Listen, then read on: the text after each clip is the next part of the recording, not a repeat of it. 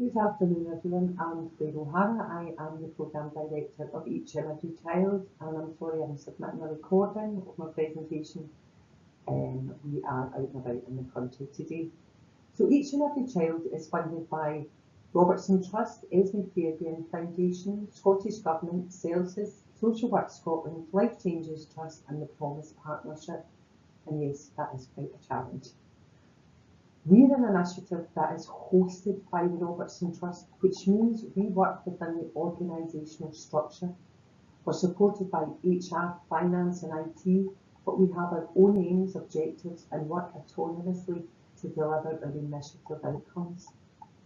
One of the most impactful benefits of this unusual way of working means that as an initiative, we have more agency to try new ways of working.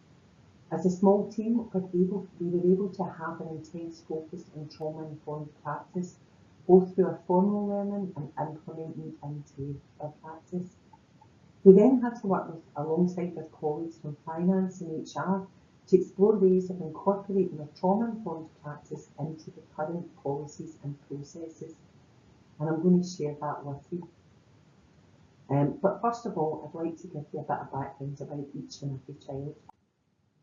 So Each and Every Child aims to build understanding and shift public attitudes towards care experience in the care system in Scotland.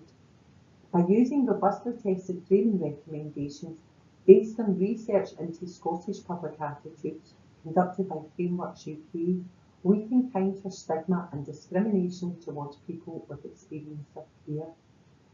So where's the connection between challenging stigma and discrimination and trauma-informed practice? The very core of human care and care experience is about changing hearts and minds, because we know that when people understand an issue, they're much more likely to think about it in a different way. And when we think differently, we do differently. So at a practitioner's level, when we understand the challenges and experiences our children, young people and families are facing at a deeper level, the supports that we put in place are different. And the connection between training principles and trauma-informed practice is interlinked. It's all about understanding at a deeper level to ensure that we are putting the best scaffolding of support around people to help them repair, restore and recover. So how do we work? We deliver online and in-person introduction sessions. We also have online deeper dive sessions which explore causation and stats, how we support people to share stories and how we talk about stigma. We also have our Framing Champions programme, which is about empowering the workforce to take the recommendations forward into their own practice. We have our website, which not only provides a toolkit, research and examples of good working practice, but there's also links to blogs and our podcasts. Finally, we offer bespoke support for organisations around how framing research and recommendations can impact on practice. But how do we work?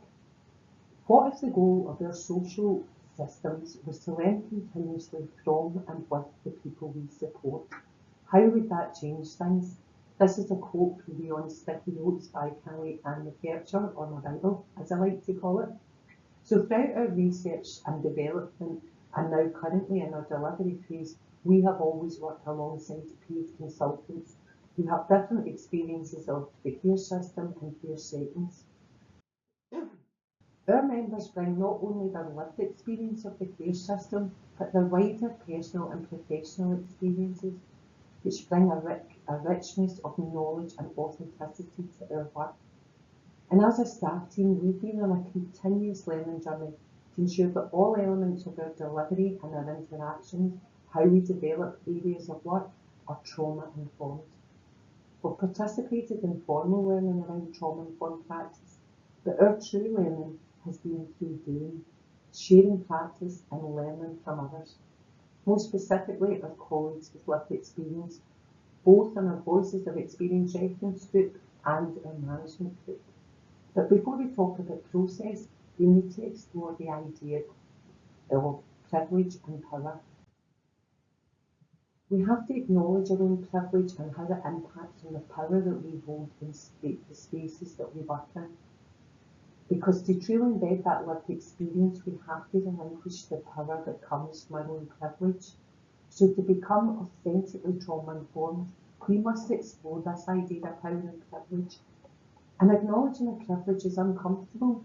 It can make us defensive.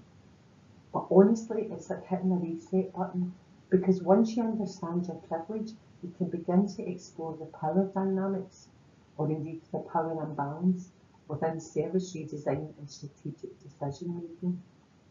When we share power, when we bring together that lived and learned experience, the impact on our strategic thinking and how we bring about system change enables us to build services that are flexible around the needs of the individual and truly address social inequality, enabling people to recover, repair and flourish. And one of the most obvious examples of the power that we hold is within our HR processes. The systems that we create to ensure we're treating everyone equally, being transparent and importantly, adhering to employment law and financial regulation. However, what if those systems and processes begin to act as a barrier to authentic co-production? How can our HR processes grow and adapt to new ways of working and becoming more accessible and inclusive? I'm going to share with you over the next few slides how we've worked alongside our colleagues in HR and finance to explore and change and influence our policies and processes. From the outset, we've always valued the knowledge and expertise that our members of our Voices of Experience reference group bring. And like any expert consultant, we would expect to pay them. Now, as a staff team, we've brought previous experience of different ways that people can be recognised for their input through direct payments, vouchers, career development, opportunities, and also training. But this was a new way of working for the Robertson Trust. There was a lot of groundwork to do. So how did we go about it? First and foremost, there was research and benchmarking. We explored the current policies and practice, and very quickly we were able to see where the challenges were, probably similar to their own experiences. Too much paperwork. For us, there was new supplier forms, contracts, invoicing, and that's before we even get to the process of submitting an invoice for payment and the levels of approval that were required. So how did we address those challenges? Well, by taking the trauma-informed principles and putting them into practice in the workplace. Firstly, we looked at safety. We understood that our colleagues in finance, HR and governance weren't intentionally putting up barriers, but were ensuring that we were adhering to employment and financial law with transparent audit trails. So working from the understanding that they were trying to ensure that we, as an initiative, were safe, was very similar to what we as a team were trying to do by developing our processes to make them accessible, inclusive and feel safe for our consultants. So we actually had a shared purpose around safety and a commitment to ensuring that everyone was safe. Through that, then we moved into the area of trust. We recognised the knowledge and expertise of our colleagues, and we sought to understand the why behind certain processes, and they were able to explain. And once we had that understanding, we were then able to explain why some of those processes had an added complexity that could be simplified while still keeping the organisation safe. And once we had that trusted relationship, we could quickly move forward into the choice space. And that's how both our team and HR and finance explored how we could simplify the paperwork first and foremost. Not only the amounts of forms, but also the language that we were using, places where we could cut out jargon and corporate speak, making contracts clear and concise. We also explored different options for processing invoices, simplifying the approval process, cutting out unnecessary levels of bureaucracy when it came to approving payment, and we finally created our own invoice templates. Then we moved into collaboration. We collaborated together on what options would work best to make our process accessible and inclusive whilst maintaining those professional audit standards. We've tried several ways, as no one way fits all, and what we've done from that is build a flexible policy around payments and other ways of recognising that knowledge and expertise of our consultants. We've got accessible and robust contracts, invoice templates, guidance sheets for our consultants around HMRC and other places for advice on tax. But we've also created guidance for our wider staff teams so that they understand the duties that they have, particularly around submitting an invoice and cutting out those layers of bureaucracy. Now, I would love to say this process was smooth, well planned and strategically approached, but we're missing one vital piece of information. All this change happened on the hoof. Our consultants had already started working with us because it was very important that they were in at the start of our development phase. So whilst we were making all these changes, we were adjusting, we were taking a trauma-informed process, the work was actually taking place. I'd like to see what it was trial and error. We were trying and seeing, but I would like to actually call it trial and learning, because the strong trust and relationship that we had built with our colleagues enabled the change to happen at speed, and our colleagues trusted us enough to try these processes and see. Now, we continued to iron out the challenges along the way. We had some real misunderstandings, but we made it work. And most importantly, we had evidence for senior managers at Robertson Trust of how this could work in practice. And that leads us on to the final part of empowerment. Now, the Robertson Trust have since worked in partnership with each and every child to develop a much wider and robust policy around consultation and co-production, and they continue to develop and widen their policies, creating a flexible framework that continues to grow and expand as their work with communities, grant holders and individuals with lived experience continues to grow and expand. Now, this is how we used it within the payments process. Then we started to look at our recruitment process, and we had a role that was ring-fenced for someone with lived experience. So we wanted to ensure that our recruitment process was also trauma-informed. First and foremost, we sat down with our consultants, people we know best. We discussed what the role was, what the skills of the current team were, and what was missing. And that helped us to write the job description. And also during that session, we identified members for the panel and for shorter meeting. Then I worked in partnership with HR. Her name is Jackie. She is on the call today. And Jackie and I then worked together on the challenges that we faced. We wanted to recognise that qualifications weren't the be all and end all. We wanted to ensure that people understood professional and voluntary experience was also as valued. I wanted to ensure that I was doing this while adhering to the pay structure. So Jackie helped ensure that the language was accessible around the job description and the spec, but she had also been through some training with RLP, and she highlighted other ways that we could be trauma informed, including putting the dates of interview, the interview process information, and most importantly, the actual pay rather than the grade. And all of this information was included in the job description, and the job pack came out immediately. We then sense-checked the job description. We sent it to our colleagues at RLP and asked them to read over and feedback. Once we had the job applications in, we then sent out questions and panel information to successful candidates, telling them who was in the panel and what the interview process would be. We ensured that the room was set up with water, fresh glasses, and that there was clear sight of the exit, that people who were being interviewed were in a clear, bright space and they could clearly see the exit. Then on the actual interview day, we ensured that people were met by a member of their staff, shown some quiet rooms, so they weren't sitting in the reception area. They had an opportunity to gather their thoughts, have some water, ask any questions before they went into the interview, but also have that quiet space. Then I went out as the lead interviewer and introduced myself and took the interviewee, the candidate, into the room, introducing them to the rest of the panel.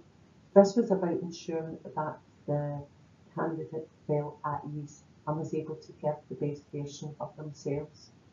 I also noticed that one candidate had a notebook that they were writing previously in, and I offered to them, I said, you are more than welcome to bring the notebook in to the interview and use it for reference, because I understand in the moment our trauma can impact on our fight or freeze mode. So I wanted to ensure that people were comfortable. Then we look at the post-interview follow-up, and one thing that I would say very clearly is sometimes our timescales will shift. Please ensure that you are communicating a shift in decision-making timescales for people who have applied. People shouldn't be phoning us to ask what's happening. We should be contacting them and keeping them up to date.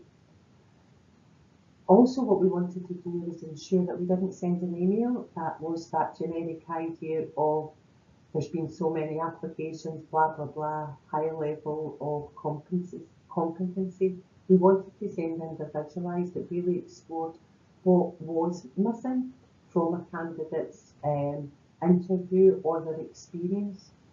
But we went another step with each and every child, because we're very aware, particularly for people from a care experience background, that they might not have had access to job opportunities, to job experience, to internships. So that's why sometimes there is a missing gap.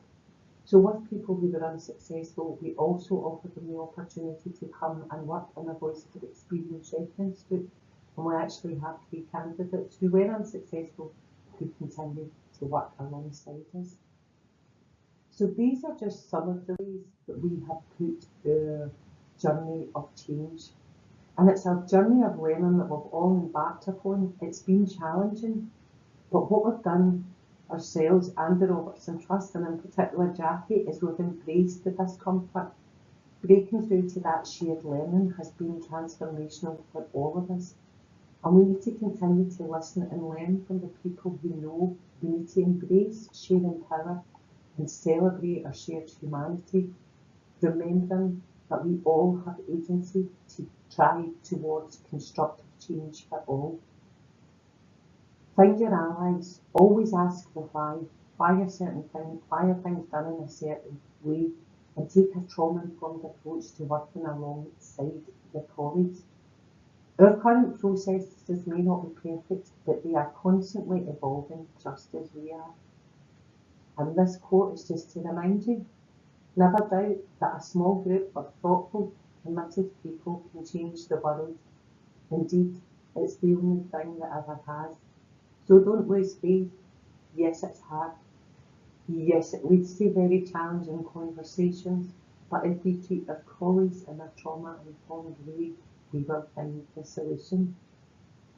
Thanks very much for listening. This is just all of our contact details. I've also added a wee link to our podcasts, which are from our Voices of Experience reference group.